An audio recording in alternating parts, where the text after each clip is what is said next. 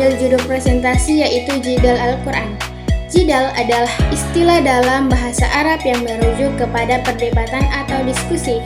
Dalam konteks Al-Quran, jidal seringkali bermaksud diskusi atau argumen yang bertujuan untuk memperkuat keyakinan dan kebenaran ajaran Islam. Pentingnya jidal dalam Al-Quran. Yang pertama, mendorong pemahaman. Jidal membantu memperdalam pemahaman terhadap ajaran Islam dan memperkuat keyakinan. Dengan berdiskusi, umat Islam dapat menjelaskan konsep yang mungkin kurang dipahami secara jelas dan menegaskan kebenaran ajarannya yang dipegang. Yang kedua, alat dakwah. Jidal digunakan sebagai metode dakwah yang efektif untuk menyebarkan ajaran Islam dalam berdakwah. Argumen yang kuat dan logis dapat membantu menarik hati orang lain yang mendengar dan membuat mereka lebih terbuka untuk menerima ajaran Islam. Yang ketiga, mempertahankan kebenaran. Jidal digunakan untuk membela dan memperjuangkan kebenaran ajaran Islam dari kesalahpahaman atau tuduhan yang tidak benar. Dengan menggunakan jidal, umat Islam dapat menjelaskan dan meluruskan kekeliruan yang ada. Contoh jidal dalam Al-Quran. Yang pertama, debat Nabi Ibrahim dengan Raja Namrud dalam surah Al-Baqarah ayat 258. Nabi Ibrahim berdebat dengan Raja Namrud mengenai kekuasaan Allah. Perdebatan ini menunjukkan bagaimana Nabi Ibrahim menggunakan logika dan fakta untuk menegaskan kebenaran keesaan Allah. Yang kedua, dialog antara Nabi Musa dan Fir'aun. Al-Quran menggambarkan dialog antara Nabi Musa dan Fir'aun yang menunjukkan kekuatan argumen Nabi Musa dalam menyampaikan kebenaran dan menuntut kebebasan bagi kaumnya dari penindasan. Yang ketiga, perdebatan Nabi Muhammad dengan kaum Quraisy. Nabi Muhammad berdialog dan berdebat dengan kaum Quraisy untuk menjelaskan dan menegaskan ajaran tauhid. Perdebatan ini membantu membuka hati sebagian kaum Quraisy untuk menerima Islam. Ada juga etika jidal dalam Islam. Yang pertama, menghormati pendapat orang lain. Dalam jidal selalu penting untuk menghormati dan mendengarkan pendapat orang lain, walaupun kita tidak bersetuju. Yang kedua, menghindari kekerasan. Jidal harus dilakukan dengan cara yang lembut dan sopan. Tujuan dari jidal adalah mencari kebenaran, bukan untuk memenangkan perdebatan dengan cara yang kasar. Yang ketiga, berlandaskan kebenaran. Argumen dalam jidal harus didasarkan pada kebenaran dan bukti yang sah atau yang sahih, bukan berdasarkan emosi atau asumsi yang tidak berdasar.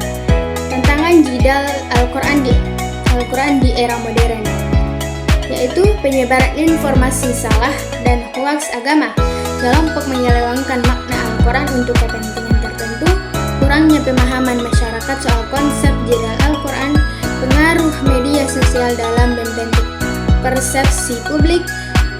Ada juga strategi menghadapi tantangan jidal Al-Quran.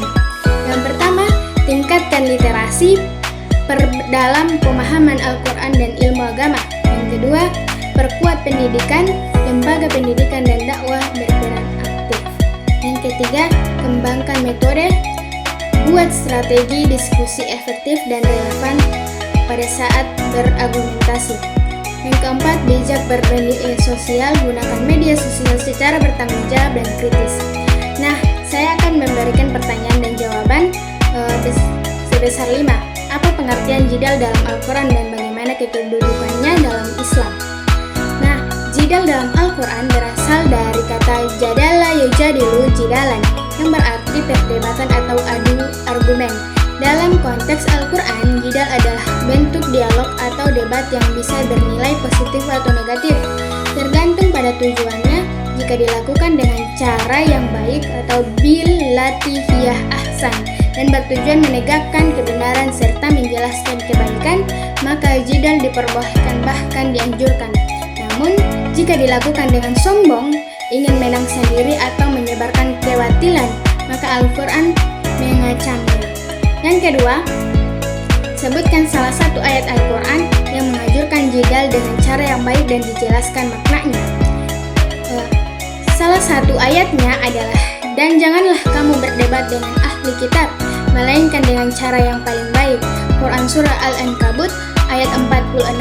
Maknanya adalah ketika berdiskusi atau berdebat dengan pemeluk agama lain, ahli kitab, umat Islam diperintahkan untuk melakukan dengan cara yang lembut, rasional, dan penuh hikmah. Bukan dengan permusuhan. Tujuannya adalah menjelaskan kebenaran Islam, bukan memenangkan debat semata. Pertanyaan yang ketiga, apa saja bentuk jidal yang dikencam oleh Al-Quran? Berikan contohnya. Al-Quran mengancam jidal yang dilakukan tanpa ilmu untuk membantah kebenaran karena kesombongan dengan tujuan memperolok wahyu. Contohnya dalam Quran Surah Al-Hajj ayat 3. Dan di antara manusia adalah yang membantah tantangan Allah tanpa ilmu. Ayat ini mengkritik orang-orang yang suka berdebat tentang agama atau kebenaran Allah tanpa landasan pengetahuan yang benar. Pertanyaan yang keempat, apa hikmah dari adanya jidal yang baik dalam dakwah Islam? Jidal yang baik memiliki hikmah antara lain. Yang pertama, membuka ruang dialog dan pemahaman lintas keyakinan. Yang kedua, melatih umat Islam berpikir kritis dan argumentatif. Yang ketiga, memperkuat hujah atau argumen kebenaran Islam. Yang keempat, mencegah kekerasan dan konflik fisik melalui penyampaian dengan Rasulullah. Yang kelima, dengan jidal yang baik, Islam mengajarkan cara penyampaian kebenaran tanpa memaksakan, melainkan dengan pendekatan yang bijak.